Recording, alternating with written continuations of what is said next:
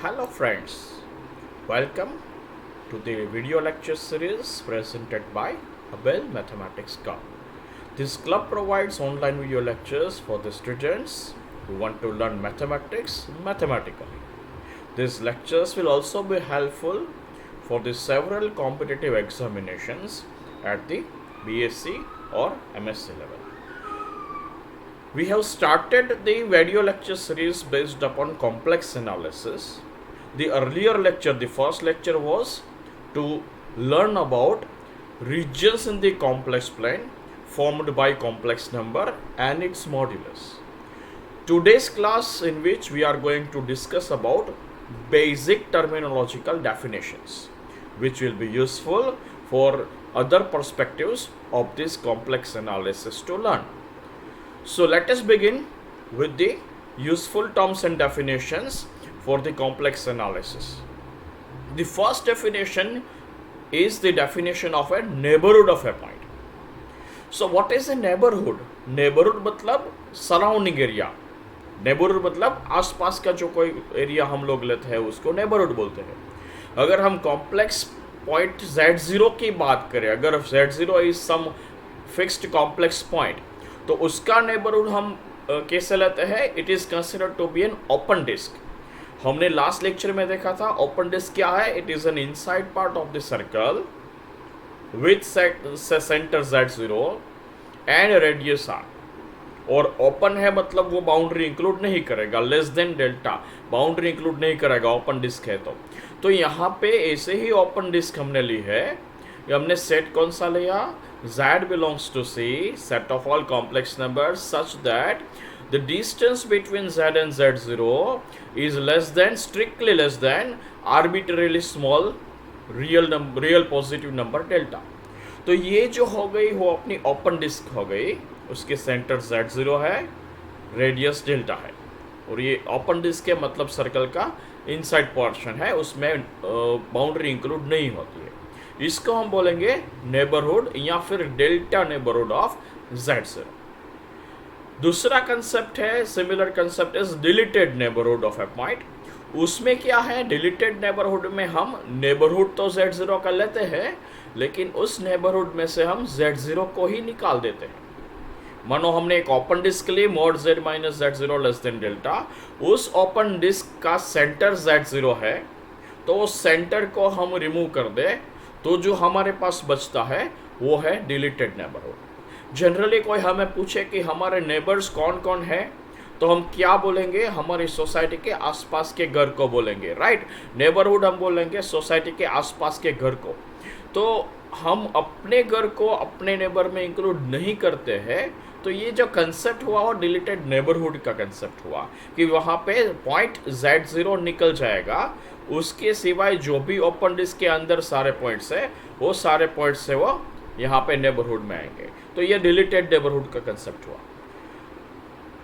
अगर हम ये फिगर्स देखें, वो नेबरहुड और डिलीटेड नेबरहुड को फिगर के और ज्योमेट्री हिसाब से देखें तो क्या है? जो पहली फिगर है वो ओपन डिस्क की फिगर है. हमने देखा है कि उसका सेंटर Z0 है और रेडियस डेल्टा जितना, सपोज हम सर्कल लेते हो, उसका अंदर का पोर्शन है. तो जो फर्स्ट लेफ्ट साइड फिगर है वो नेबरहुड दिखाता है Z0 का, open disc centred eight Z0 और रेडियस डेल्टा. जो दूसरी राइट साइड की फिगर है उसमें हमने एक ही चेंज किया है. क्या किया है? हमने Z0 पॉइंट को निकाल दिया है वहाँ से.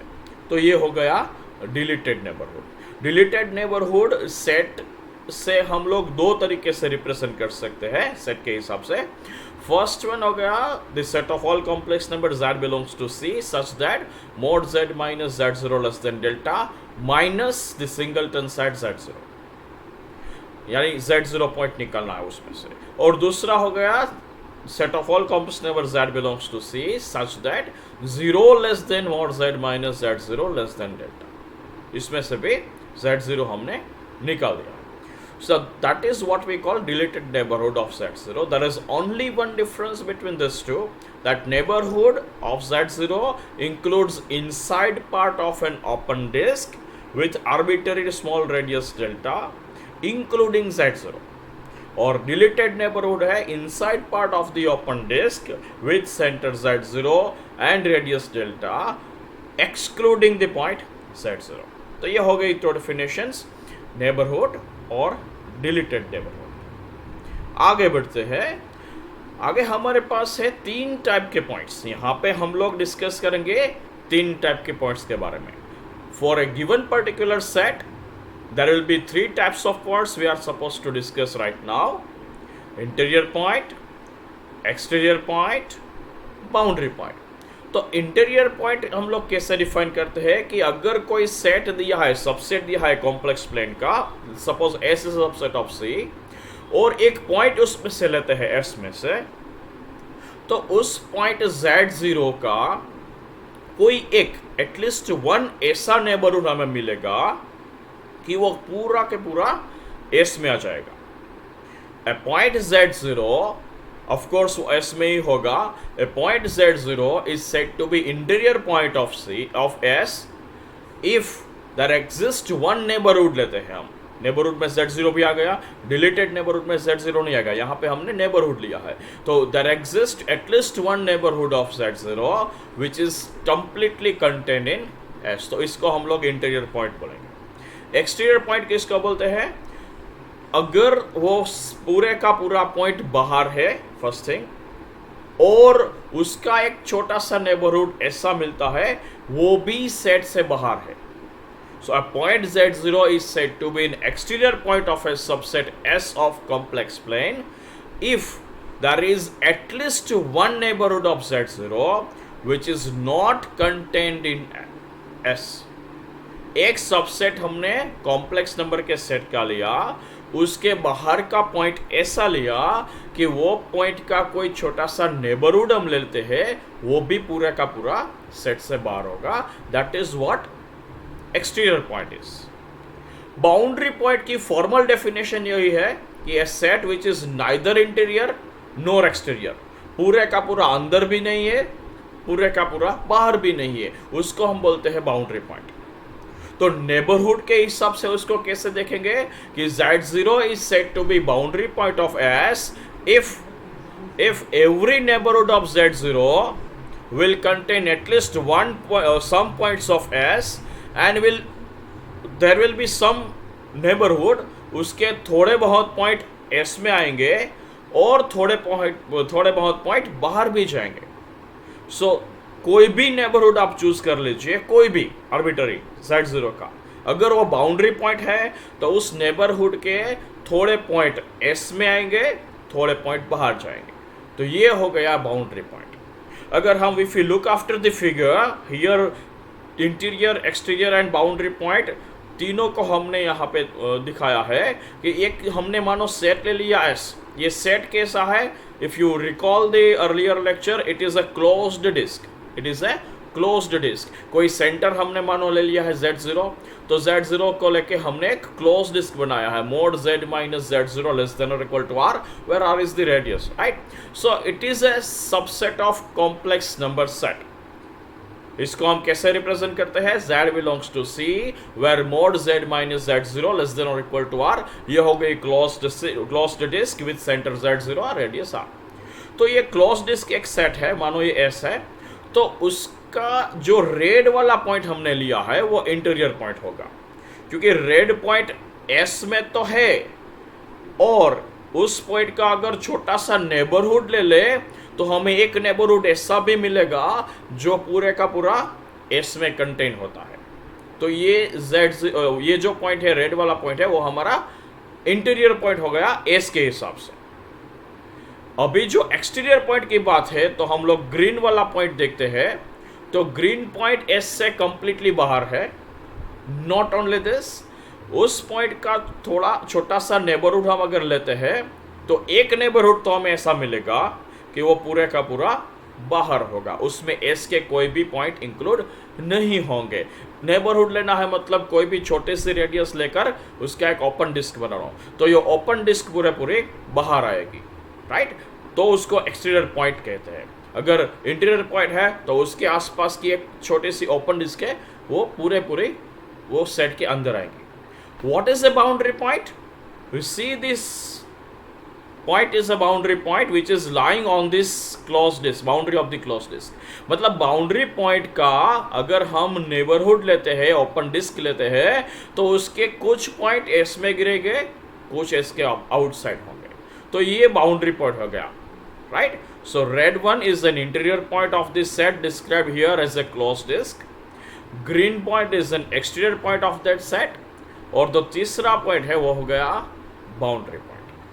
वैसे हम इसको रिवर्स सिचुएशन में देखें कि चलो अब हम क्या करते हैं कि ये क्लोज्ड डिस्क के बाहर का जो पोर्शन है, क्लोज्ड डिस्क के बाहर का पोर्शन, उसको हम लोग एस बोलते हैं, उसको हम सेट एस बोलते हैं. तो उसमें क्या होगा कि ये जो एक्सटीरियर पॉइंट है वो एक्चुअली इंटीरियर हो जाएगा, क्योंकि ये पॉइंट बाहर के रीजन में है, तो बाहर के रीजन के लिए ये पॉइंट इंटीरियर हो जाएगा. जो रेड वाला पॉइंट है वो एक्सटीरियर पॉइंट हो जाएगा बाहर के रीजन के लिए.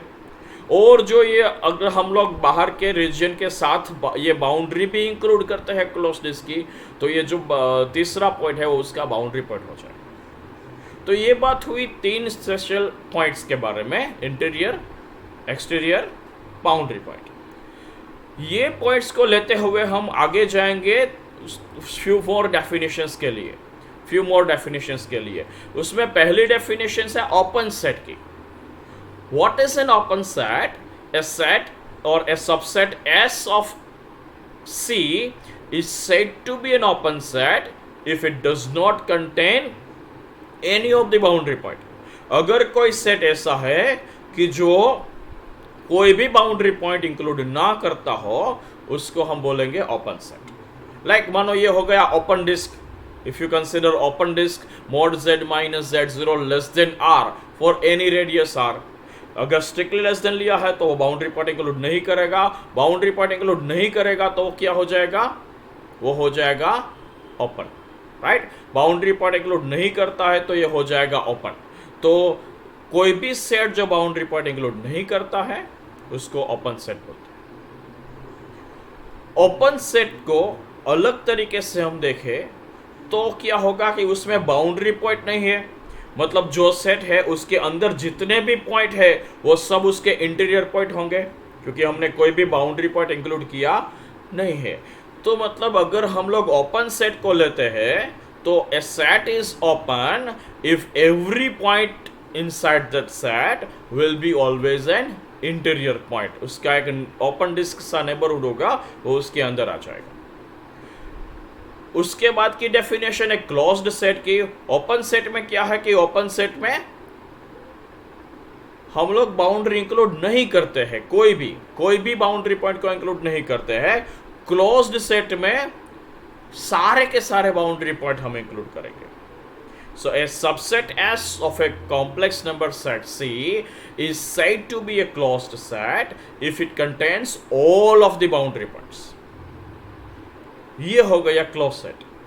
अभी एक क्वेश्चन आता है कि अगर कोई सेट ओपन नहीं है तो क्या क्लोज होगा, अगर कोई सेट क्लोज्ड नहीं है तो क्या ओपन होगा.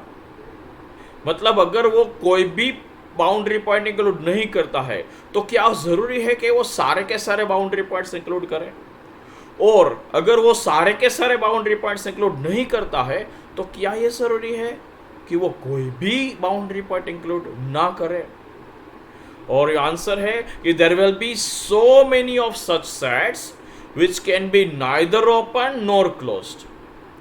ओपन भी नहीं होता है, क्लोज्ड भी नहीं होता है. फॉर एग्जाम्पल ही ले लीजिए, 1 less than mod z less than और equal to 2. We consider the set z belongs to C where 1 is less than mod z less than or equal to 2.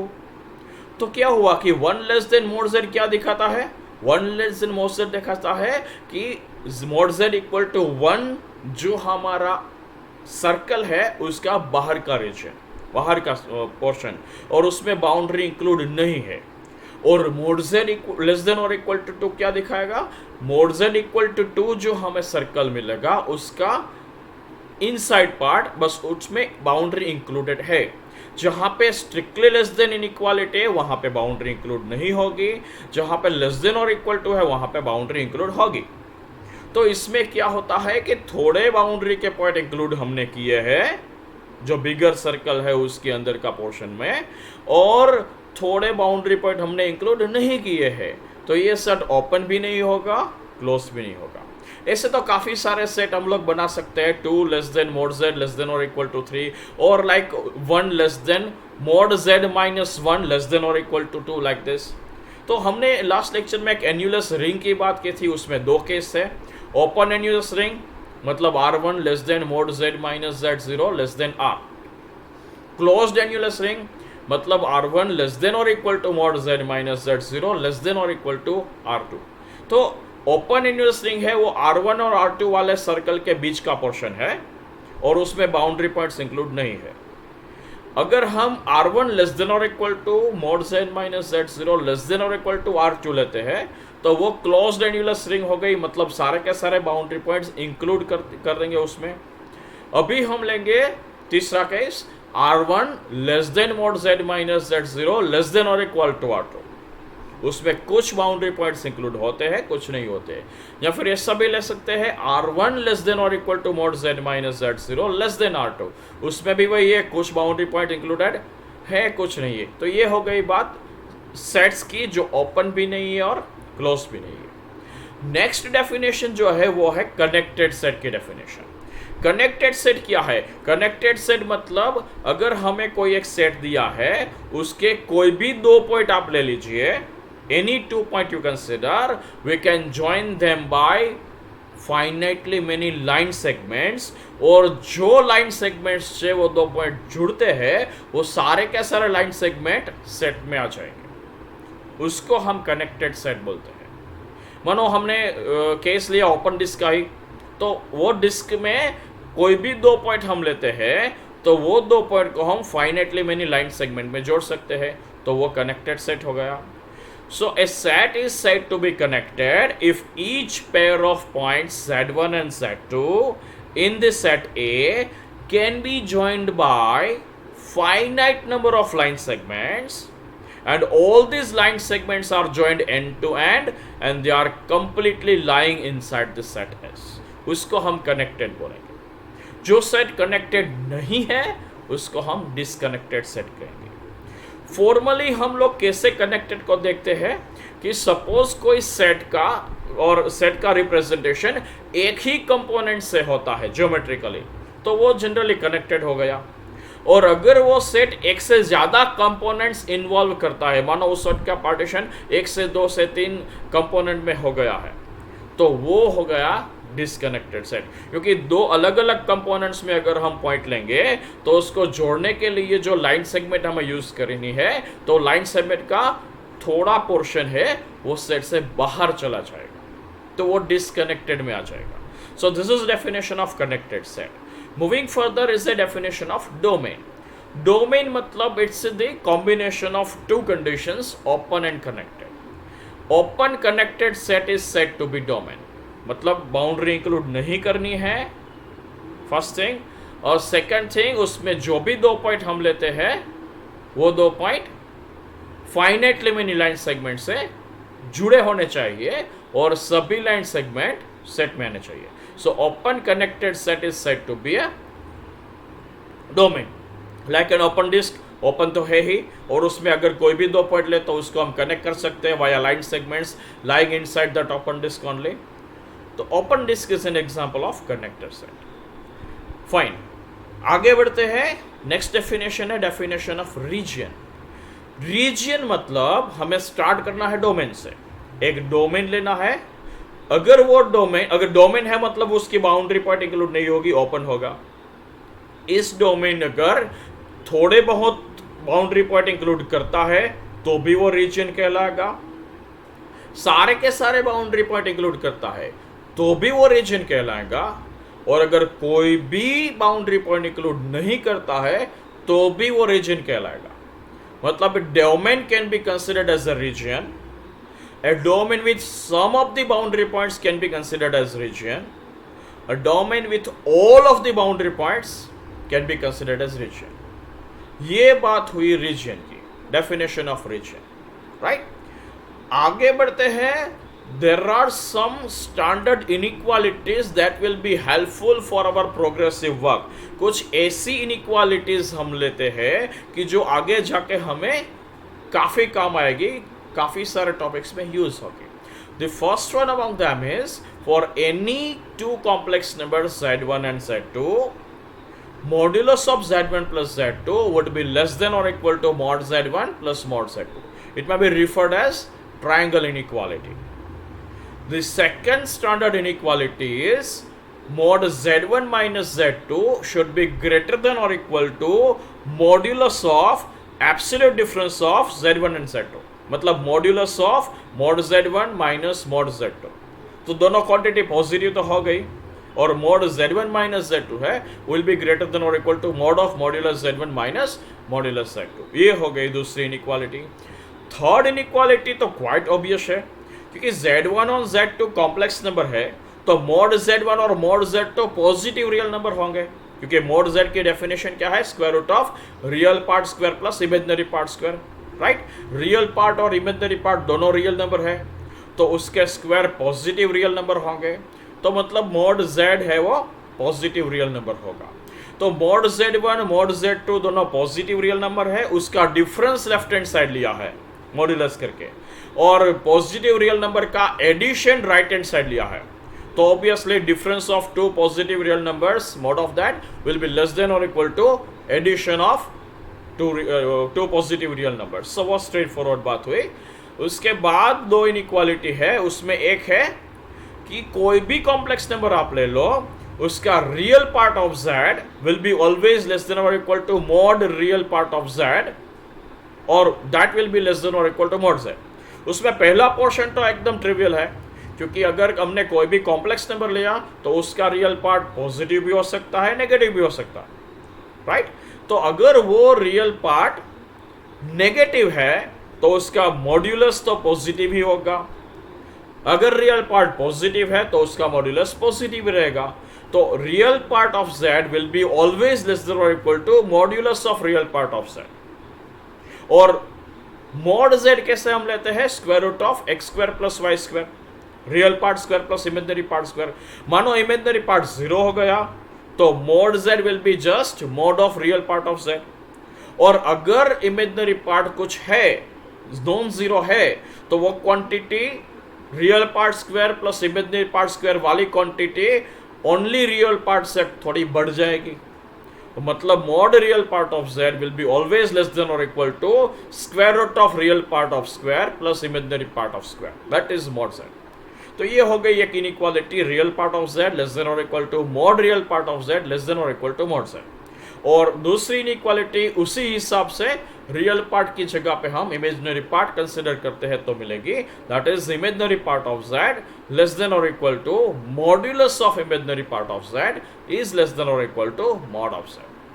तो ये इनइक्वालिटी कहीं ना कहीं जाके हमें आगे थियरम्स में, डिस्क्रिप्शन में, एग्जाम्पल्स में काम आएगी. Right, so for this lecture what we studied is basic terminological definitions and some inequalities which will be very much useful for the progressive lectures of complex analysis.